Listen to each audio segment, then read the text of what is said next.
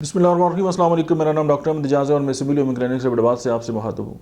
आज हम बात करेंगे स्क्लेरोफोबिया के बारे में, यानी एक ऐसा खौफ जो बुरे लोग हैं उनका खौफ होता है किसी भी इंसान को।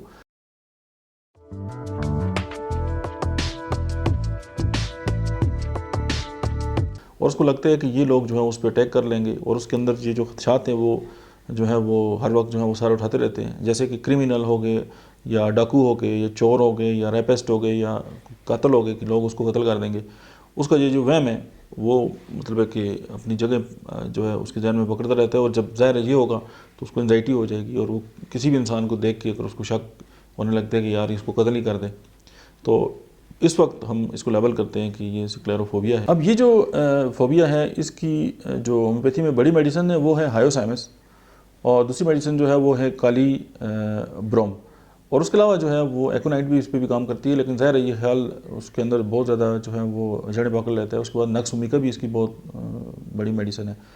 तो ये जो मेडिसिन है वो इस तरह के जो पेशेंट हैं उनसे उनकी ये जो अनजाना खौफ है उसकी जो जान वो छुड़ा सकती है।